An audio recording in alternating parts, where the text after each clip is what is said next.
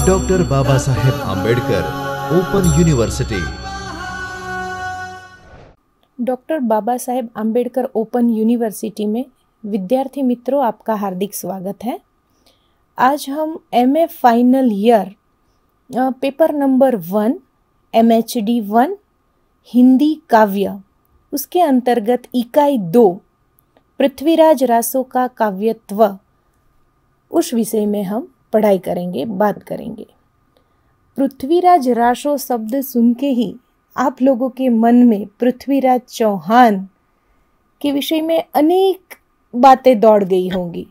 सही है, पृथ्वीराज चौहान थे भी इतने सफल और प्रशंसनीय राजा कि उनको शायद कौन नहीं जानता होगा।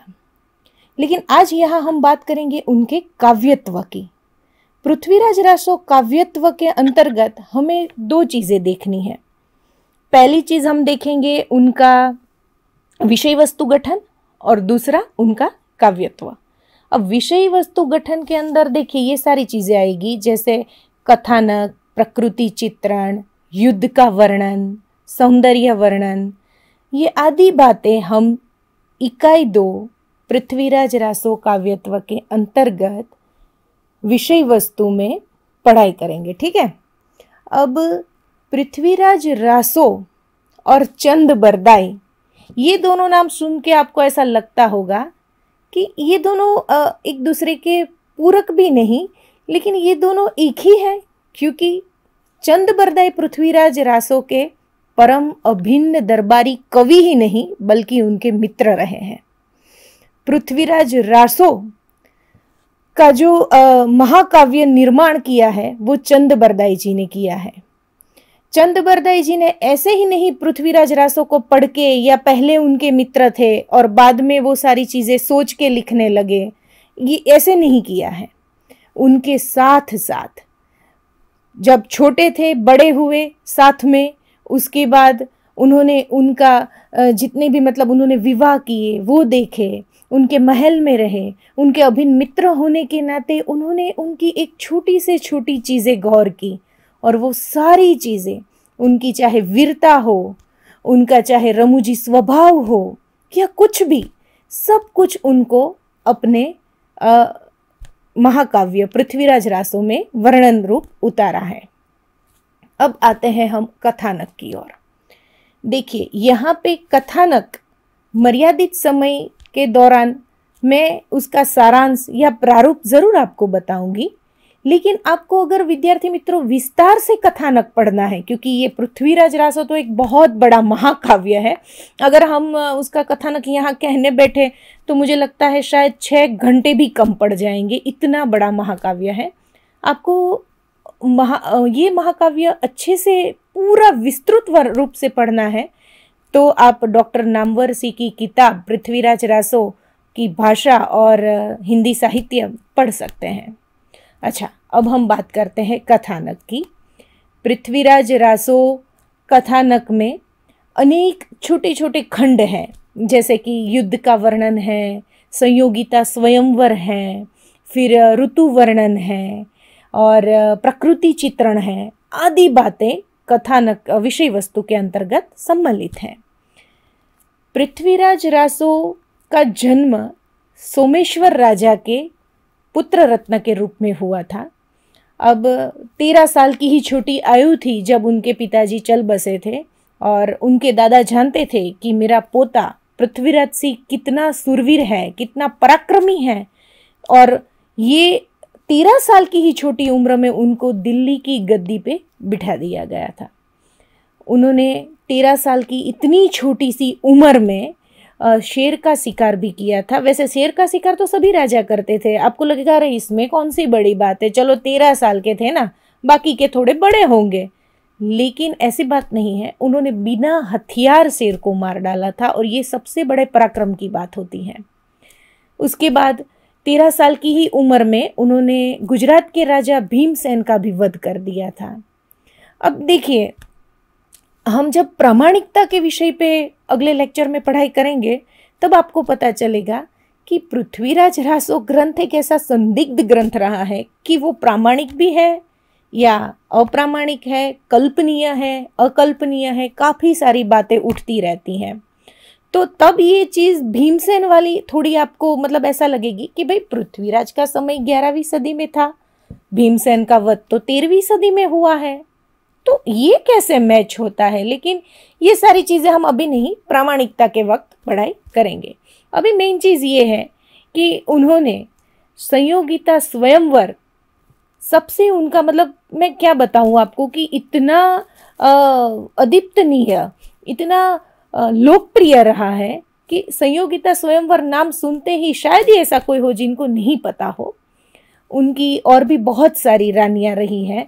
कोई कहता है 3 रानी थी, किसी का कहना है 6 रानी थी, और प्रत्येक रानी का सौंदर्य वर्णन, उनका प्रेम चित्रण, उनका वीर वर्णन विस्तृत रूप से पृथ्वीराज रासों में आपको मिलता है। पृथ्वीराज जी के अभिन्न अंग उनकी पत्नियां नहीं थी, उनका अभिन्न अंग थे चंद बरदाई, और अभिन्न मित्र रहे हैं चंद बरदाई।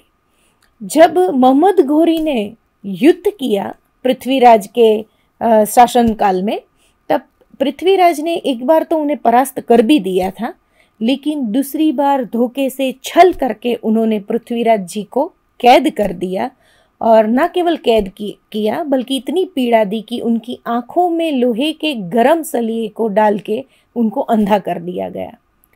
देखिए, फिर भी वो एक राजा थे, राजपूत राजा, सुरवीर थे, साहसी थे, उन्होंने साहस नहीं खोया। इस तरफ उनके अभिन्न मित्र चंद बरदाई अपने ग्रंथ को तकरीबन काफ़ी पूरा कर चुके थे, लेकिन बाकी की कहानी कौन लिखेगा, बाकी का काव्य कौन पूरा करेगा, ये उन्होंने अपने पुत्र जलहन को सौंप के वो राजा को छुड़ाने के लिए निकल गए। और वहाँ ये दुर्भाग्य रहा कि उनको भी कैद कर दिया गया।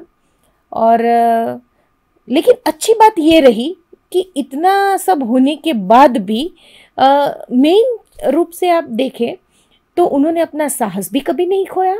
और वो शब्दभेदी बाण में पृथ्वीराज जी और चंद बरदाई का क्या कहना। अब आपको लगेगा कि ये मैडम शब्दभेदी बाण क्या ले आए हैं, तो मैं उसको आपको विस्तृत रूप से समझाती हूँ।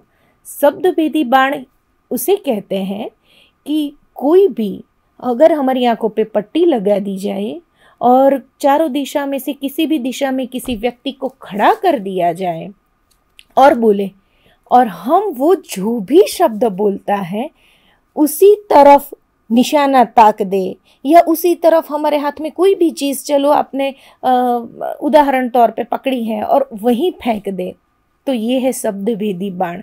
कि आपकी आंखें बंद है लेकिन आपका दिमाग खुला है, आपको पता है कि कौन किस दिशा से बोला और मुझे किस दिशा पे हमला करना है, इसे कहते हैं शब्दभेदी बाण। और ये तो बहुत ही कौशल्य प्रदान चीज़ उनके पास थी, और ना केवल उनके पास थी, उनके मित्र के पास भी थी। और जब मोहम्मद घोरी ने शब्दभेदी बाण के बारे में सुना कि ये इतनी अच्छी मतलब है चीज़ इन लोगों के पास, तो उनको लगा कि मैं देखता हूँ कि कैसे है, मैं थोड़ा मतलब टेस्ट लेता हूँ कि सच में ऐसा होता है क्या।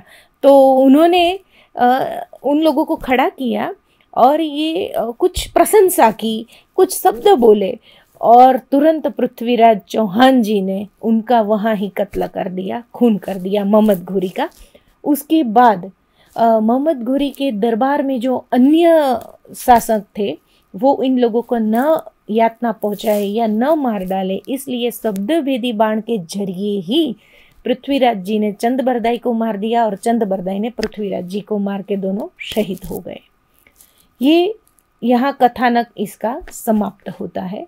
लेकिन विस्तृत रूप से मैंने जो आपको कहा कि आप नामवरसी की किताब पढ़िए, उनमें बहुत विस्तृत रूप से है, तो आप देख सकते हैं। दूसरा है इसका प्रकृति चित्रण। प्रकृति चित्रण में चंद बरदाई जी का क्या कहना, मतलब उन्होंने जो प्रकृति चित्रण किया है इतना सरल और सुंदर रहा है कि आचार्य रामचंद्र शुक्ल जी का मानना है कि ऐसा प्रकृति चित्रण सिर्फ 3 लोग कर सकते हैं भाई। एक तो चंद बरदाई जी ने किया है, दूसरा कबीर के, और तीसरा तुलसीदास में मिलता है। बाकी मैंने इतनी शब्दों की लय गति को देखा नहीं है, सुना नहीं है, इतना मतलब भावों के साथ चलता है। अब आप के दिमाग में ज़रूर ये प्रश्न आया होगा कि भावों के साथ ये चीज़ क्या है। देखिए, अगर मैं सिंपल आपको उदाहरण दूँ तो बरसात की ऋतु है और आप प्रसन्न मुद्रा में हैं, तो आपको ये बरसात की बूंदे, मोती की बूंदे लगेगी। आपको ये इतना अच्छा लगेगा कि क्या मौसम है। पर अगर आप दुखी हैं, आपका मन बोझिल हो रहा है और आप बरसात की सीजन में खड़े हैं, तो आप इसका आनंद कतई नहीं उठा पाएंगे, उठा ही नहीं सकते। आपको ये पूरा मौसम ऐसा लगेगा कि ये क्या है, ये क्यों हो रहा है। तो भावों के साथ जैसे आपके मन में भाव उमड़ते हैं, उसी भावों के साथ प्रकृति वर्णन का चित्रण मिलता है। अब आपको लगेगा कि पृथ्वीराज रासो एक महाकाव्य है, एक वीर काव्य है, तो वीरता का भाव ज़्यादा होगा, बट ऐसा बिल्कुल नहीं है। वीर काव्य ऑब्वियसली है, वीर काव्य का भाव तो होगा ही होगा, लेकिन प्रेम चित्रण का भाव, पृथ्वीराज जी की जो रानियां हैं उनके शारीरिक सौंदर्य चित्रण का भाव भी उसमें प्रकृति चित्रण के साथ आपको मिलता है। और ये सबसे बड़ी प्रसन्ननीय बात है। ऐसा अगर आप देखेंगे ना, तो दूसरे उदाहरण में आपको हाँ रीतिकालीन कई सारे कवि मिल सकते हैं, लेकिन इतना मार्मिक चित्रण शायद ही आपको घनानंद, और दूसरा अगर हम सोचें तो विद्यापति जी, हाँ घनानंद और विद्यापति जी के पास ये हस्त सिद्ध चीज़ थी कि वो प्रकृति के साथ खुद अपनी नायिका को जोड़ के पूरा उनके मनोभावों का वर्णन कर देते थे। पृथ्वीराज रासों में अगर हम और भी थोड़ा उतरते हैं और प्रकृति चित्रण की बात करते हैं, तो मैं आपको बताऊं कि नागमती वीर वर्णन अगर आपको कहीं से भी मिलता है, मेरी जितनी भी भूमिका है मैं आपको ज़रूर डिटेल से बताती हूँ, लेकिन और डिटेल से, क्योंकि वो तो मैंने कहा ना बहुत बड़ा है, अगर आपको कहीं भी मिलता है तो एक बार ज़रूर पढ़िएगा। नागमती वीर वर्णन का जो पूरा चित्रण चंद बरदाई जी ने किया हुआ है, तो सच में मतलब हमें लगता है कि इतनी छोटी छोटी बारीकी चीज़ें कैसे मौसम के साथ जोड़ के उन्होंने इतना सरल तरीके से किया होगा। नागमती वीर वर्णन में जब राजा जाते हैं अपनी रानी को लेने के लिए, संयोगिता को लेने के लिए, तब उनकी रानी को ये विरह सताता है कि राजा दूसरी रानी को लेने जा रहे हैं, हमें भूल जाएंगे या हमें कम प्यार देंगे। तो उसकी अवस्था बहुत दयनीय होती है, मूर्छित सी हो जाती है। और जब वीर वर्णन की बात आती है तो सबसे ज़्यादा वीर वर्णन में गर्मियों के दिन और वीर, देखिए ये दोनों को कैसे कंबाइंड किया हुआ है चंद बरदाई जी ने, गर्मी के दिन और वीर। तो ये मतलब इतना प्रशंसनीय है कि आपको लगेगा कि सच में चंद बरदाई जी का ये महाकाव्य एक अनमोल उपाधि है हम सब के लिए। और जैसे ही शीत ऋतु आती है तो उनकी हालत और ख़राब हो जाती है, और वर्षा ऋतु में तो क्या कहने। जिस तरह सुंदरकांड में राम भगवान ने कहा है कि ये वर्षा ऋतु की बूंदें मेरे शरीर पे पड़ती हैं तो बिना सीता मैया के मुझे लगता है कि ये तेल की बूंदें पड़ रही है, खौले हुए गर्म तेल की बूंदें। उसी तरह वर्षा ऋतु में नागमती का हाल भी कुछ ऐसा ही मिलता है। ये रहा प्रकृति चित्रण। प्रकृति चित्रण के बाद हम आते हैं युद्ध वर्णन में। अब देखिए, युद्ध वर्णन की जब बात करते हैं तो पृथ्वीराज चौहान जी ने युद्ध करना बचपन से ही सीख लिया था। जब उनके पिताजी की मृत्यु हो गई, तत्पश्चात उनके दादा अंगम जी शासक थे दिल्ली के, और उनको ये भय सतत सताता रहता था कि चलो अभी तो मैं जिंदा हूँ, अगर मुझे कुछ हो गया तो ये गद्दी का वारिस कौन रहेगा, क्योंकि पृथ्वीराज तो अभी बालक है, छोटा है। लेकिन उनके दादा ने ये चीज़ बखूबी देख ली कि पृथ्वीराज जी इतने छोटे होते हुए भी किस तरह से, यानी कि कैसे एक सुरवीर और साहसी राजा है और सही मायने में यही इसी गद्दी के लायक हैं। तो उन्होंने मात्र 12-13 साल की उम्र में उनको गद्दी पे प्रस्थापित कर दिया और दिल्ली के पृथ्वीराज जी के बाद और कोई शासक नहीं रहे हैं। युद्ध वर्णन में एक और भी वर्णन बहुत ज़्यादा अच्छा रहा है और वो है कन्नज विजय का वर्णन। दूसरा वर्णन रहा है कैमास वध का वर्णन। तो ये सारे वर्णन युद्ध के इतने प्रशंसनीय हैं, इतने अच्छे हैं कि आप जैसे पढ़ते जाएंगे उसमें खोते जाएंगे। आपको ये समय का मतलब भान ही नहीं रहेगा कि हम कब से पढ़ रहे हैं। वैसे तो कहा जाता है कि लघु काव्य जो होते हैं वो एक बैठक में हम पढ़ सकते हैं, और ये महाकाव्य है, महाखंड है, तो इनको तो समय से पढ़ा जाता है। मतलब एक ही बैठक में हम बुक्स लेके बैठ गए और जब खड़े हुए तो पूरी बुक्स पूरी कर दी, तो ये चीज़ नहीं रहती है। लेकिन पृथ्वीराज रासो एक ऐसा महाकाव्य है जिसको आप पढ़ते जाइए और उसमें मतलब इतने आप खो जाएंगे कि आपको पता नहीं चलेगा। अच्छा, हम बात कर रहे थे युद्ध वर्णन की, तो कन्नज विजय। अब कन्नज विजय शब्द आपको सुन के लगेगा कि भाई ये मैडम क्या कह रहे हैं, ये क्या है। तो कन्नज विजय जो है वो एक प्रसंग है जब पृथ्वीराज जी संयोगिता को लेने जा रहे होते हैं उसके राज्य में। और संयोगिता किसकी बेटी है? राजा जयचंद जी की बेटी है। और राजा जयचंद जी और पृथ्वीराज का संबंध है दुश्मनी का। बहुत ही बड़े दुश्मन रहे हैं ये लोग। और जब जयचंद के राज्य में, उनका कन्नज राज्य है और वहाँ पृथ्वीराज जी इनको लेने जा रहे होते हैं, तब का जो पूरा युद्ध वर्णन है वो कन्नज विजय के अंतर्गत समाहित है। अब एक और बात मैं आपको बताऊं कि आचार्य हजारी प्रसाद द्विवेदी जी ने पृथ्वीराज रासो को सुख और सुकी के माध्यम से दोहराया है। अब आपको लगेगा कि ये सुख और सुकी क्या है। सुख यानी सूफी शब्द है सुख यानी कि तोता और मैना।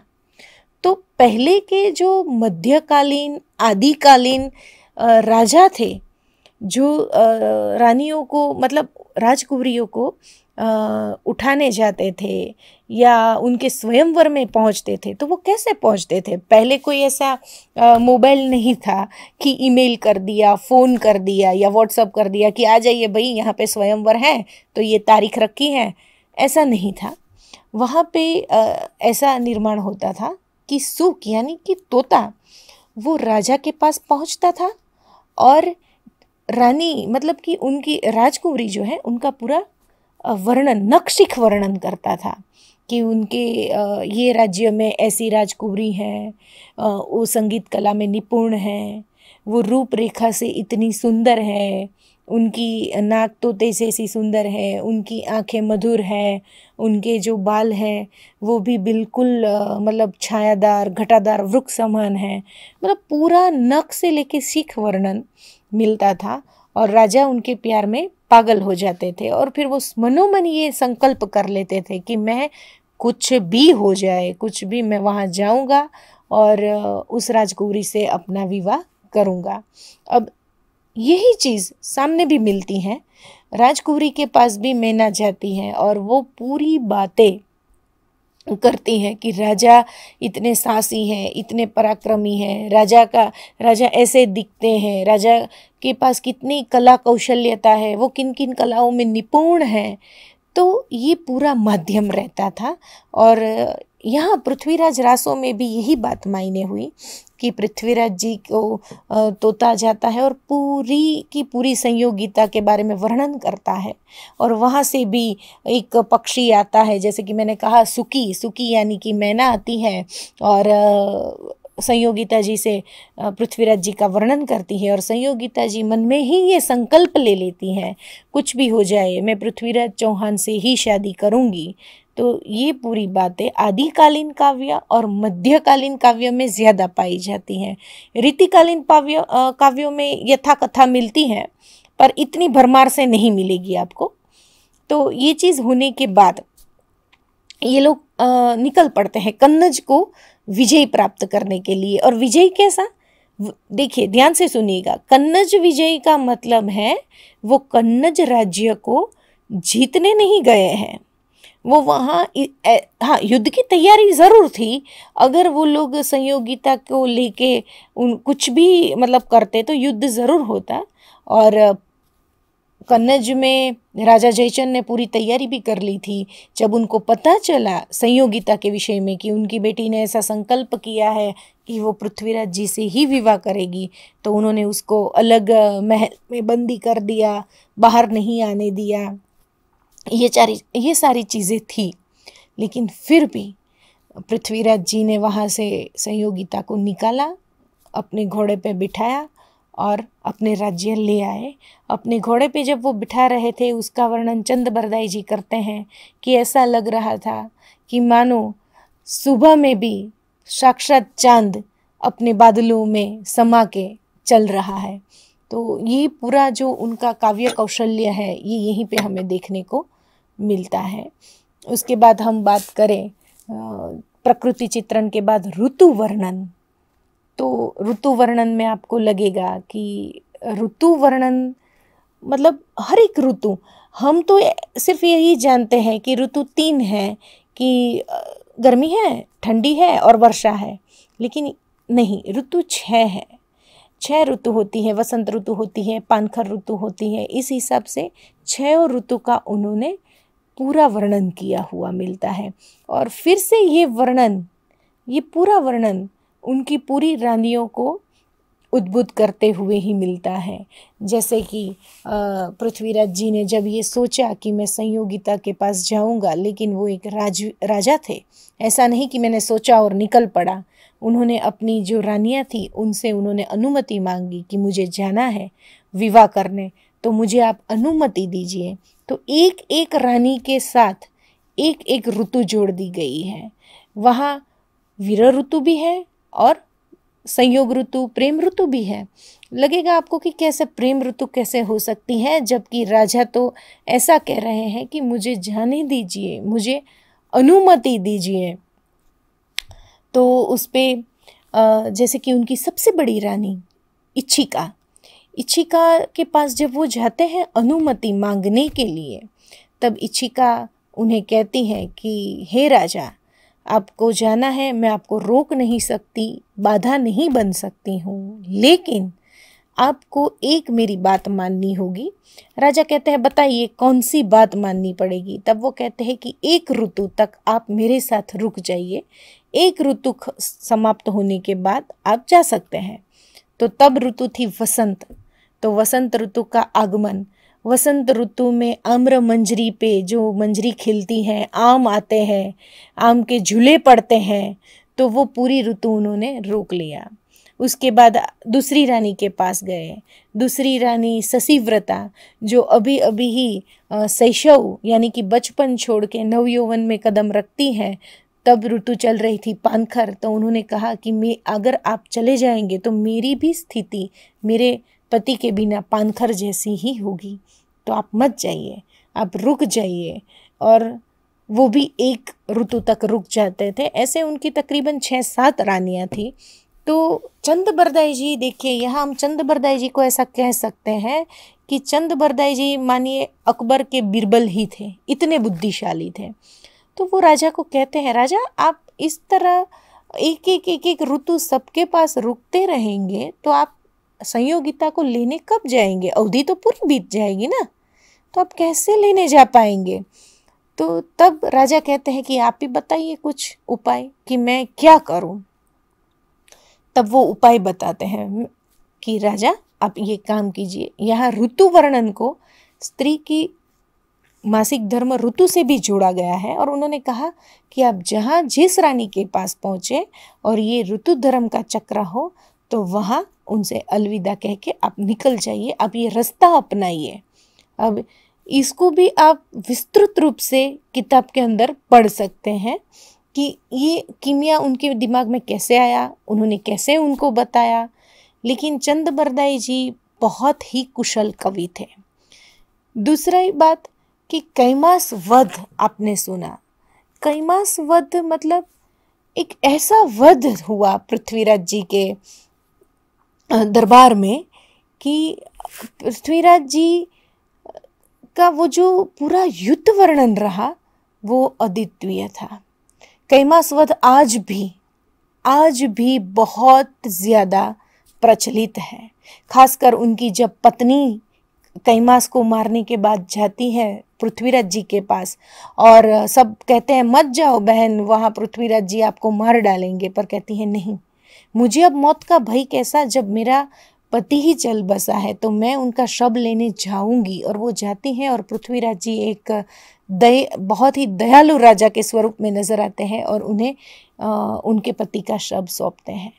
तो कैमास वध की भी बहुत विस्तृत लंबी कथा है। इनको भी मैंने बताया आपको किताब का नाम कि पृथ्वीराज रासो हिंदी साहित्य, उसमें आप पढ़ सकते हैं। तो यहाँ पे विद्यार्थी मित्रों, पृथ्वीराज रासो के विषय वस्तु को हम यहीं समाप्त करते हैं। स्वाध्यायः परः।